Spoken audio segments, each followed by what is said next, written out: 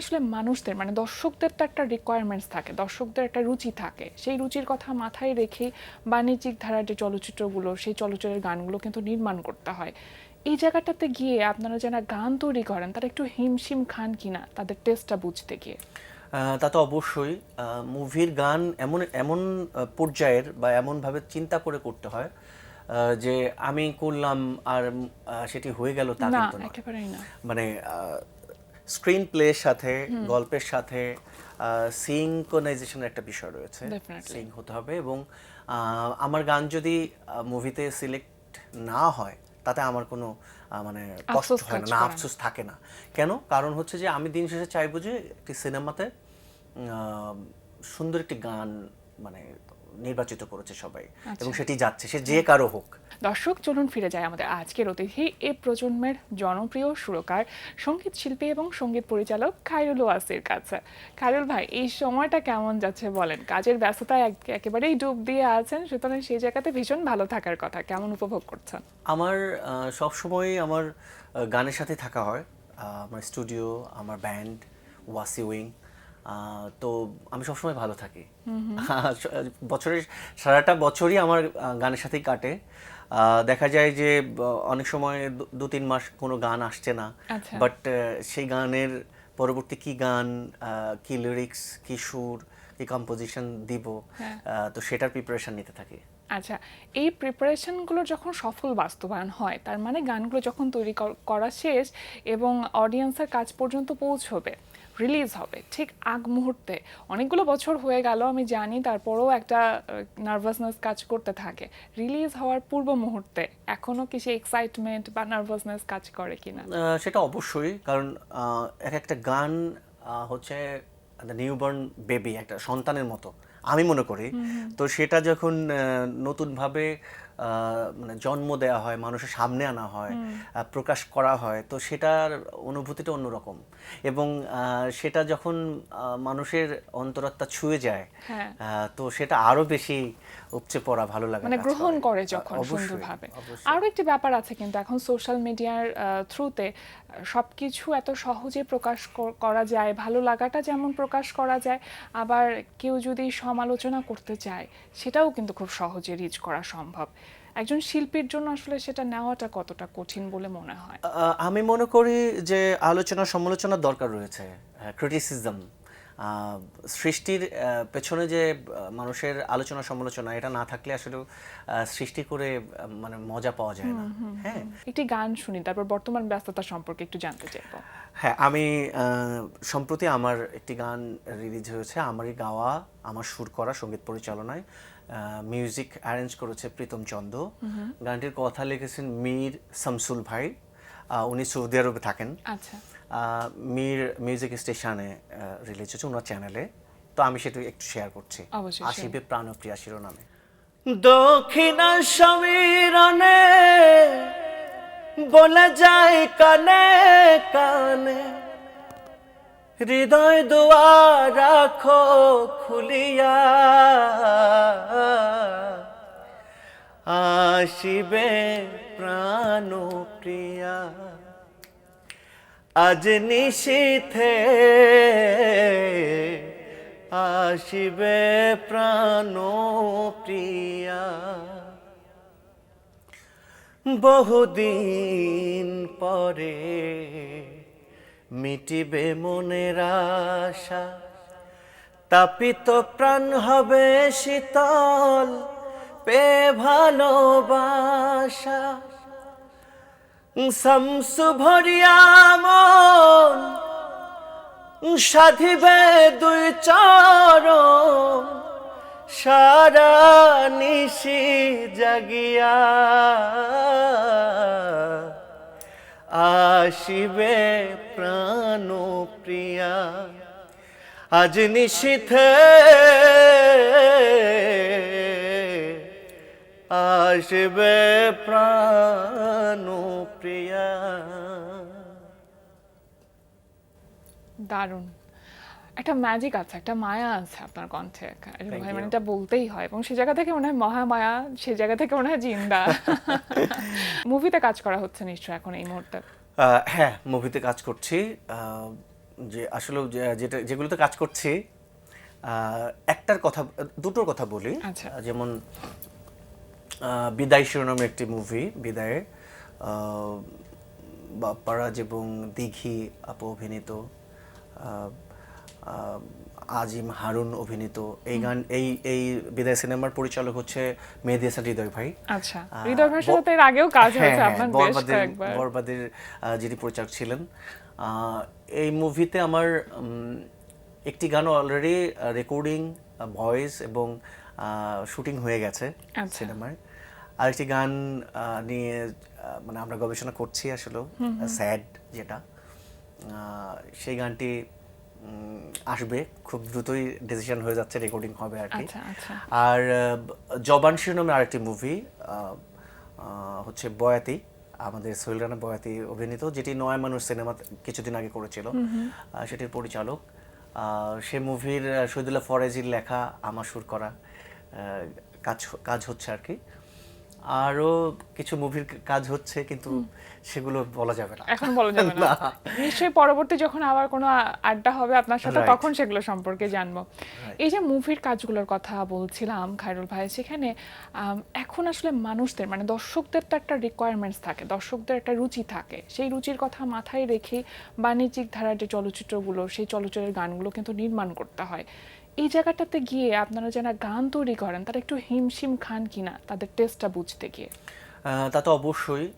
মুভির গান এমন এমন পর্যায়ের বা এমনভাবে চিন্তা করে করতে হয়, যে আমি করলাম আর সেটি হয়ে গেল তা না, কিন্তু নয়। একেবারেই না। মানে স্ক্রিন প্লের সাথে, গল্পের সাথে সিঙ্কোনাইজেশনের একটা বিষয় রয়েছে, Definitely. সিঙ্ক হতে হবে। এবং আমার গান যদি মুভিতে সিলেক্ট না হয়, তাতে আমার কোনো মানে কষ্ট আফসোস হয় কাজ না, করে না। আফসোস থাকে না। কেন? কারণ হচ্ছে যে আমি দিন শেষে চাইবো যে একটি সিনেমাতে সুন্দর একটি গান মানে নির্বাচিত করেছে সবাই, এবং সেটি যাচ্ছে, সে যে কারো হোক। আচ্ছা, আমি শুধু যে হব হ্যাঁ। এমন না, আমি গাবো বা আমি যেটা আমার বেস্ট সেটা যেন হয়। রাইট, যেটা বেস্ট সেটা, এই মানসিকতা থাকতে হবে। আচ্ছা। তো আমি সেভাবেই চিন্তা ভাবনা করছি। এবং যখন মুভির আগে যখন গান নিয়ে গবেষণা করা হয়, এটার ভিতরে দারুণ একটা গেম রয়েছে মানসিক, কারণ হ্যাঁ, সাইকোলজিক্যাল একটা ব্যাপার রাইট, থাকে। সবাই গান জমা দেয়, সবাই মানে ইন্ডাস্ট্রির অনেকে গান জমা দেয়, এবং সবাই খুব বিখ্যাত বিখ্যাত, সবার কাজই, আমি সবাইকে সম্মান রেখে বলছি, সবার কাজই সুন্দর। তো দেখা যায় কি যে অনেক সময় প্রডিউসারের ভালো লেগেছে, পরিচালকের ভালো লেগে গেছে, ওদিকে হিরোইনের ভালো, বিশেষত হিরোর ভালো লেগে গেছে। তো এই যে ব্যাপারটা, এই ব্যাপারগুলো কিন্তু খুব মানে দারুণ অনুভবের। এবং মানে চাপেরও একটু, চাপে মানুষের তো অবশ্যই, চাপে অবশ্যই। আমি অবশ্য প্রথমে আমি একটু চাপ মনে করতাম, মানে প্রথম দিক দিয়ে, যে ও বাবা সিনেমা, সিনেমার অনেক বড় গান করা, প্ল্যাটফর্ম। হ্যাঁ, অবশ্যই অনেক বড় প্ল্যাটফর্ম।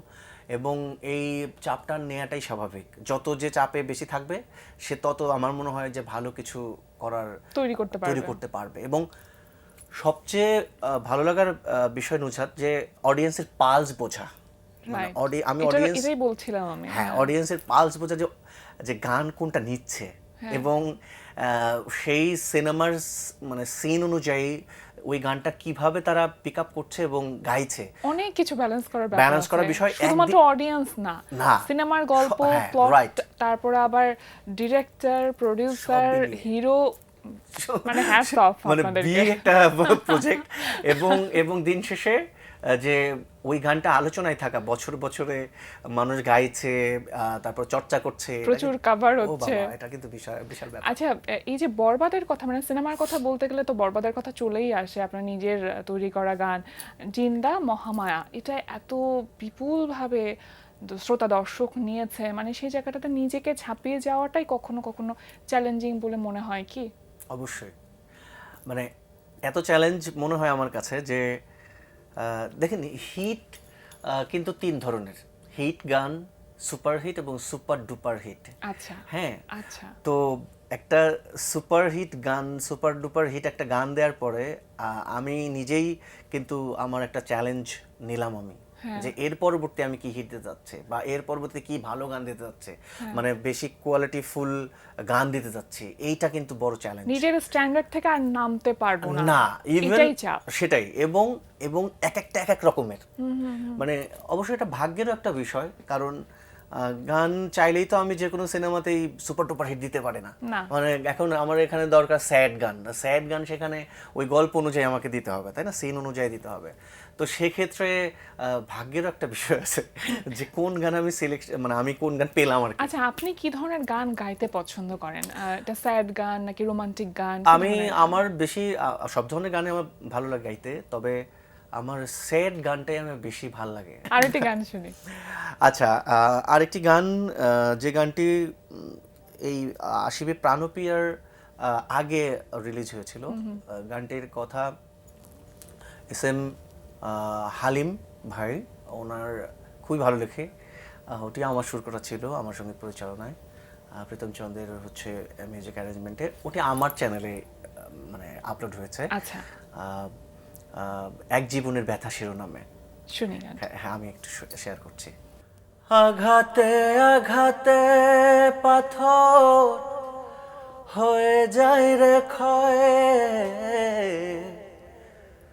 বৃষ্টিহীন শীতল মাটি হয় রে মরুময়।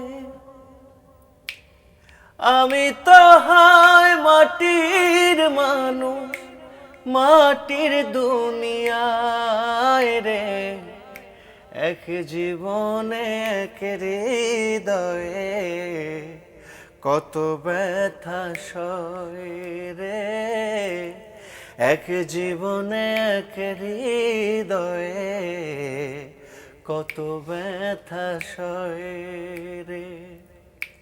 সূর্য যেমন প্রহর গনে কখন আসে ভোর, অন্তরাত্মা সদায় রাখে তুই বন্ধুর খবর। দাগের পাশে দাগ দেয়া যায়, মোছা কি আর যায় রে, দাগের পাশে দাগ দেয়া যায়, মোছা কি আর যায় রে, এক জীবনে এক হৃদয়ে কত ব্যথা সয় রে, এক জীবনে এক হৃদয়ে কত ব্যথা সয় রে। গানের কথাগুলো তো সুন্দর, দাগের পাশে দাগ দেওয়া যায়, মোছা কি আর যায় রে। কি দারুণ কথা। আমি আগে বলেছিলাম হালিম ভাই খুব দারুণ লেখেন, এবং আশ্চর্যজনক মানে একটা বিষয়, সেটা হচ্ছে যে আমি এই দুজন গীতিকারের সাথে কাজ করেছি, একজনের সাথে সশরীরে কখন দেখা হয়নি। আচ্ছা, হ্যাঁ, তাদের সাথে অনলাইনে, একজন তো দেশে বাইরে থাকেন, আরেকজন সম্ভবত দোহারে বাসা। তাতেও কি চমৎকার কেমিস্ট্রি। হ্যাঁ, ফেসবুকেই পরিচয়, লিরিক আদান প্রদান। আচ্ছা, তাই। এই ভালোবাসাটা অব্যাহত থাকুক। আপনার সাথে কথা বলতে গেলে আরো অনেক বড় পরিসর মনে হয় সেটাই। দরকার পড়তো। একেবারে শেষের দিকে চলে এসেছি। আপনাকে অনেক ধন্যবাদ আজকে আমাদের আয়োজনে আসবার জন্য। আপনাকে অনেক ধন্যবাদ। সব শেষে আপনার কণ্ঠে আরো একটি গান তো আমরা শুনবোই, তবে তার আগে আমি দর্শকদের কাছ থেকে Sure, বিদায় নিয়ে sure, আসছি। sure. প্রিয় দর্শক, এতক্ষণ কথা হচ্ছিল অতিথির সঙ্গে, এবার সময় হলো বিদায় নেবার। আমাদের অনুষ্ঠান সম্পর্কে আপনার যে কোনো মতামত ও পরামর্শ জানাতে লিখুন এই ঠিকানায়। প্রযোজক দিন প্রতিদিন Bangla vision note tower, 110 বীরতম CR Dutta road, Dhaka 1205। Phone 963203 থেকে 4। আমাদের ইমেইল অ্যাড্রেস dinprotidin@banglavision.tv। স্কটল্যান্ডের ঐতিহাসিক উপন্যাস রচয়িতা এবং বিখ্যাত কবি ওয়াল্টার স্কটের একটি উক্তি বলে বিদায় নেব আজ। তিনি বলেছেন, দেশাত্মবোধ মানুষকে কাজকর্মে আন্তরিক করে তোলে। প্রিয় দর্শক, আসুন দেশকে ভালোবেসে দেশের জন্য কাজ করি, দেশকে ভালো রাখি আর নিজেরাও ভালো থাকি। এবার গান। আপনাকে অসংখ্য ধন্যবাদ, আর শ্রোতা দর্শক আপনাদেরকে ধন্যবাদ। আমাদের জন্য দোয়া করবেন যেন ভালো গান আমরা উপহার দিতে পারি। কোন গানটি শুনছেন? হ্যাঁ, জিন্দাই শোনাই। শিওর। আমার মন কাঁদে কোন অপরাধে, কত নিন্দা মাখি, আমার মন কাঁদে কোন অপরাধে, কত নিন্দা মাখি, তার অভাবে কোন স্বভাবে কেমনে জিন্দা থাকি, তার অভাবে কোন স্বভাবে কেমনে জিন্দা থাকি। জানে বিশ্ব আমি নিঃস্ব, দুঃখ পিন্দা রাখি, জানে বিশ্ব আমি নিঃস্ব, দুঃখ পিন্দা রাখি, তার অভাবে কোন স্বভাবে কেমনে জিন্দা থাকি, তার অভাবে কোন স্বভাবে কেমনে জিন্দা থাকি।